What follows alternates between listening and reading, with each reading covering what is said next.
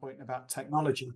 What forms of technology can be used in the 21st century to kind of hold labor leaders more effectively to account in an era where we can monitor and observe their movements and hear what they say and so on much more clearly.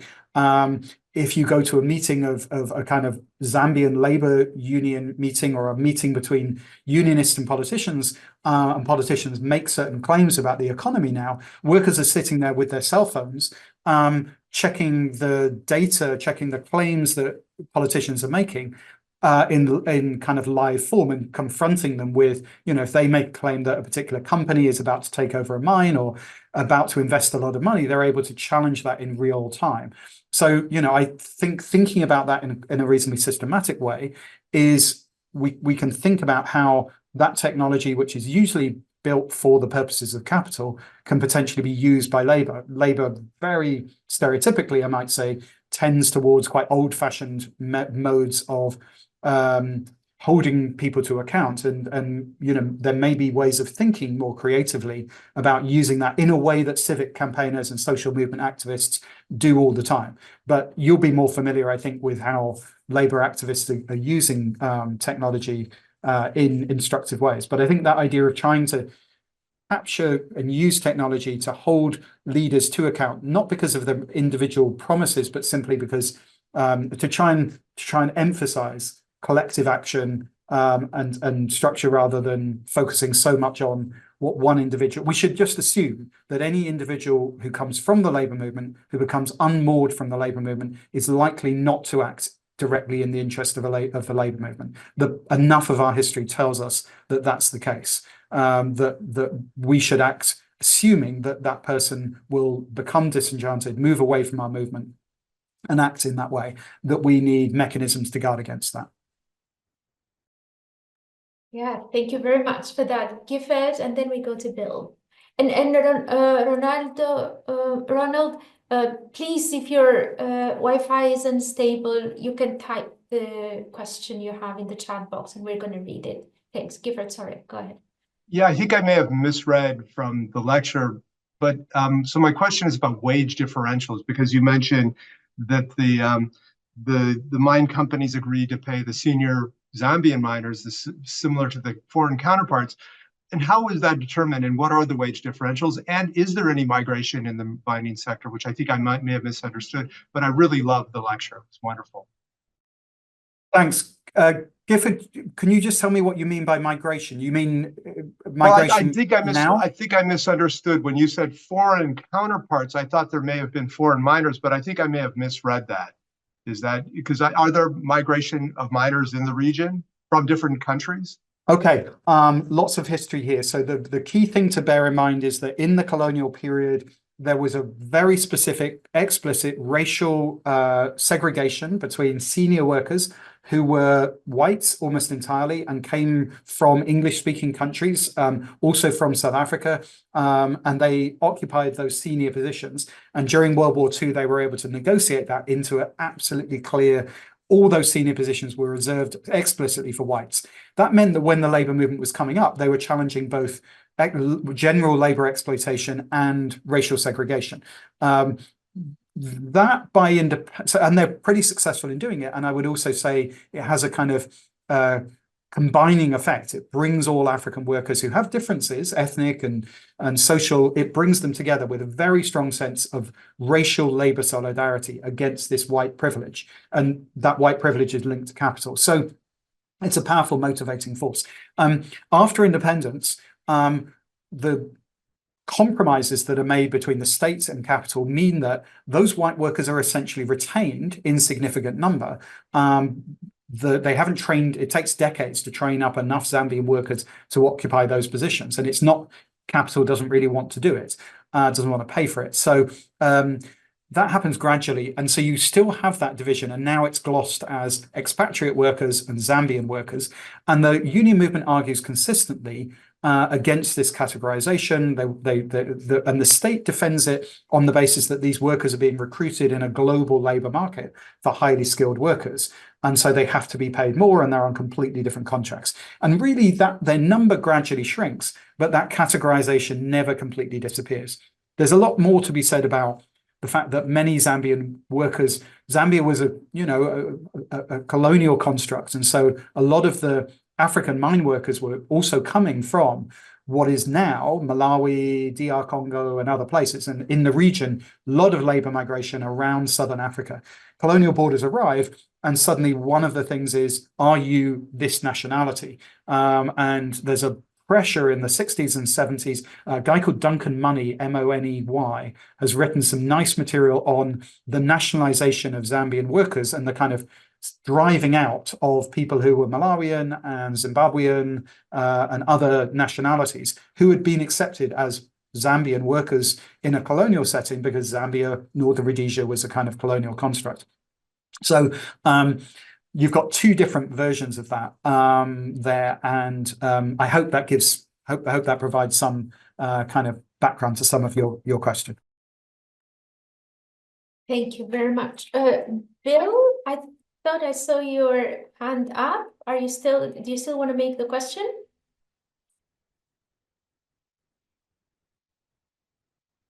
We can't hear you if you're talking.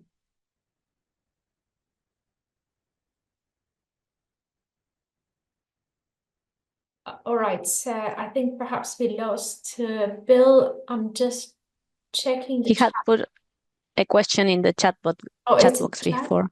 Do you want to read that? Do you have it, Ale? Okay, yes, okay, then I got into that. Bill from Kenya here.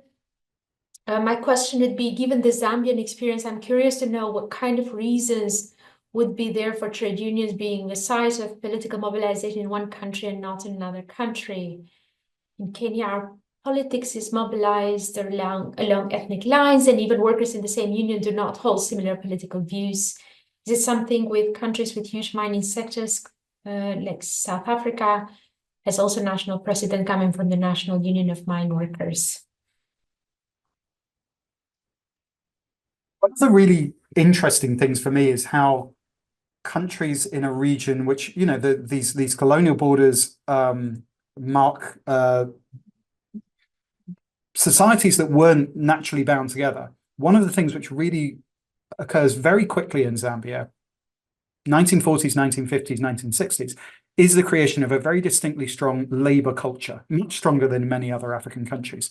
And as I say, I think there's a lot that could be said about what drives that, but I'd say two key things. One is this kind of combining effects, solidarity effect of fighting against both white workers, privileged, segregated white workers, and white capital. And alongside that, awareness of the centrality of copper mining in Zambia to a kind of global colonial economy. Copper really matters to military production, to kind of global industry, and workers are very much aware of that by that period. So the Zambian Copper Belt understands itself as a place of multicultural, cross-tribal solidarity, where labor, the framing of labor, the framing of class solidarity is a powerful combining effect in new urban environments. Briefly to say, in my last book, Living for the City, I compare that with the context in the DRC mines across the border, copper mines, where ethnicity, coming back to the question from our Kenyan comrade, is much more pronounced, and ethnic divisions play a really important role in Congolese mines there, where unions are driven by ethnic divisions. Unions are much less important, and so there's something very Zambian about this, and it kind of survives. It's created by political economic context, but it becomes, I think, a dominant aspect of Zambian political culture even today, where unions, our friend from Zambia made the point that these unions are much weaker now, but they're still politically important and are talked about in a way that in lots of African countries they're not. So there's something distinctly Zambian here at work, but I could say more, but it's striking how countries take very divergent paths in the kind of formative period of decolonization. And then I would also say in this kind of formative period of this transition to multi-party democracy and liberalization, both political and economic. Yeah, thanks a lot for that, Lam. And one thread that has been running through the different conversations we have had in the workshops in particular has been this one, how there's different powerful stories of organizing are really like a material manifestation of the concept of intersectionality well before that has been articulated in the academia.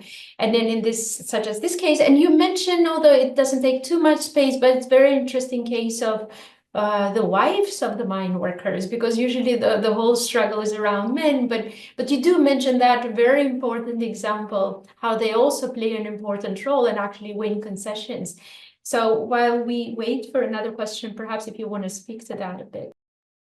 Yeah, I was really conscious in my early work that I was also replicating, and this is the thing for people doing research in this, it's very easy because documents are the easiest thing to access from the past, right? And the documents record the formal structures dominated usually by men and powerful figures. In the book that I talked about, Living for the City, I spend much more time talking about women on the copper belt, both in Zambia and the DRC, their central role in the economy and their central role in kind of political struggles. It's absolutely clear that being a wife of a mine worker is a powerfully gendered position. You're kind of, you're sort of in some way subordinated by your gender depending on your husband's position. But women on the copper belt, it's certainly in Zambia, turn that into a kind of militant position. They said, right, the social wage is ours. The company is providing these things. It should provide more. It should provide better childcare, better education for our children, better healthcare. And women specifically campaigned in that area. And in doing so, they campaign around, they're also commenting on their exclusion from the formal negotiating environment. In the Living for the City book, I talk specifically about this instance in 1981 where, and it's not the only case, but women specifically put on their husbands' overalls and their mining helmets and went on a protest dressed in this form. So they're kind of, it's fascinating because it's a kind of cross-dressing, it's a kind of claiming of male space, and it's making themselves visible literally in the form that the company would recognize to say, we are part of this community. At the same time, those women's position rested not on just being wives of miners, but the vast majority of those women were farming on a small scale. They were trading, they were conducting those economic activities. And in interviews, it's interesting when we interviewed a lot of women in that situation, that they would play down that economic activity. They would say, no, that's not important. But actually, if you were to document it, coming back to Nicholas's question about informality, they're absolutely central to household income. And of course, they're earning money that their husband doesn't control. So, they're able to access money of their own. So there's a lot of that, which has, been neglected, I think, often in labor studies. Intersectionality is absolutely the right way of talking about it. But yeah, it was exactly that households had these different forms of income. Male labor was privileged. Male labor was what got researched. And we've all, in some ways, including my early work, been somewhat complicit in not recognizing the broader kind of question. So I hope my more recent work has dealt with that. But it's absolutely crucial. Thank you very much for that. And we finally have the question of Ronald in the chat box regarding a case study of any trade unionist who managed to navigate the bureaucracy in government upon joining government. I believe that there is a divergence of interest between labor and politics. Hence, as trade unions should build investment portfolios, may target absorbing labor leaders upon leaving trade unionism, because once they join government, we lose them and they automatically transit to be oppressors. I don't know whether you want to speak to that still. Thank you. Ronald, it's a good kind of point. Rest assured, if I had the ideal way of addressing the fundamental question here of ensuring that Labour could engage in politics while also not being absorbed and swallowed by it, I would share that lesson. I think it's an essential dilemma that we all face. And I certainly think that one of the challenges that labor unions do face is, financial weakness. The attraction of a political position for any individual is usually that it pays well compared to a trade union position, or the worker's salary that a trade unionist might still be receiving at a shop steward or branch official type level. So the attraction of looking after oneself is important there. I think there are various strategies that can be taken in regard to that. The labor movement in Zambia, in some cases, began investing in things like farms and trying to think of economic activities that its former members could engage in.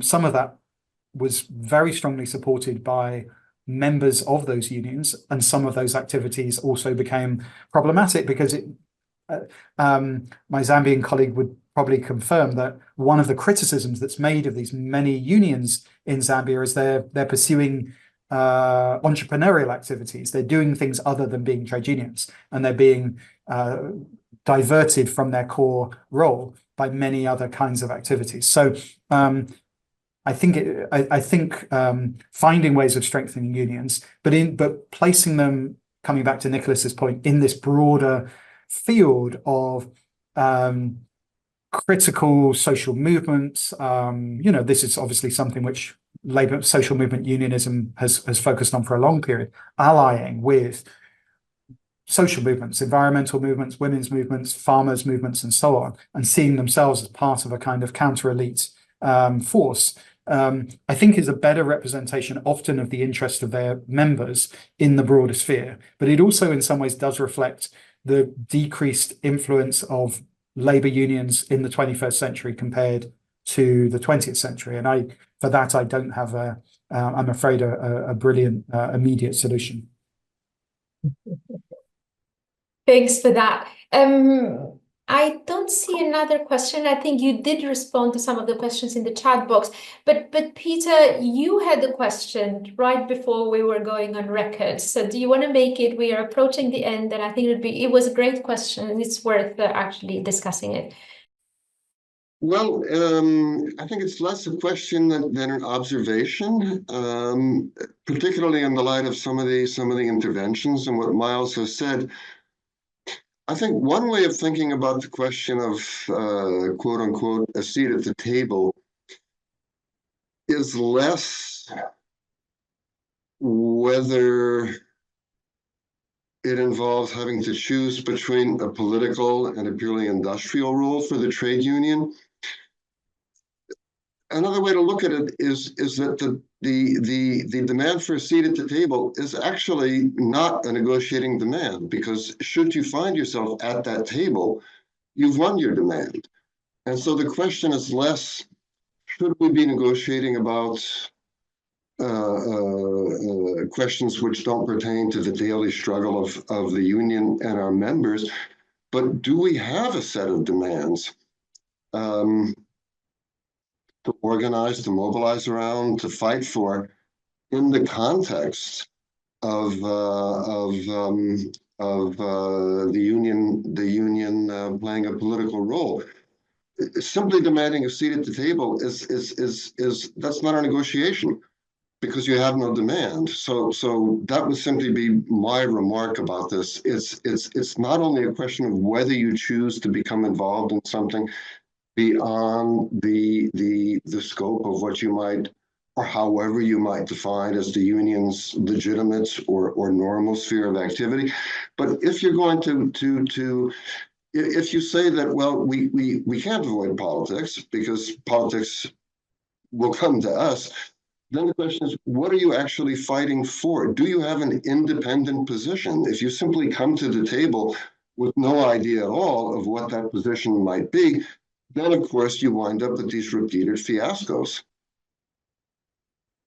Thanks a lot for that, Peter. And perhaps, Miles, also as a way of concluding, when you speak about the capitulation of the unions to, when the structural adjustment programs hit and so on, it also coincided with a period where you had the fall of the Soviet Union So I think that could play, and perhaps you could speak to that, whether it played a role that they didn't have the set of demands anymore. So there was some sort of ideological capitulation that coincided also with the period that it opened to supposedly liberal democracy. Yeah, over to you. Thank you for the point, Peter. I fully agree with it, and I won't improve it by commenting further on it. As to you're completely right about the collapse of the Soviet Union. One of the really important points to cling to is, workers in Zambia they had this experience of state ownership of capital. They had this experience of a seat at the table in a certain way. They didn't. This was not a positive experience, and so in this dislocating moment, workers themselves, people I spoke to in 1991, certainly trade unionists, could be convinced that privatization and liberalization of the economy would make things better because they'd had this very negative experience of state domination of the economy. Working out what a different version of that might look like, where workers were more fully represented, was not obvious in that extremely dislocating kind of period. And I think that, that's something to conjure with. It's easy to sort of be wise after the event and say, they should have done this and they should have done this. It's kind of the point of writing history, is to sort of be able to kind of reflect on the lessons of this. I would just say the last thing I want to say is the ultimate outcome of this can look depressing, can look bleak, can look, we ask ourselves why this couldn't be better.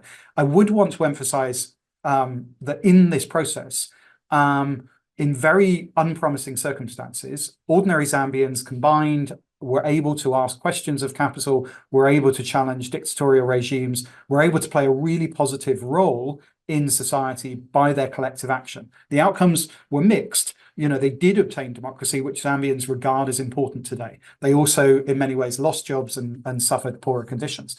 But Zambia is a functioning democracy today. It's a place of relative free speech and relative political rights for association.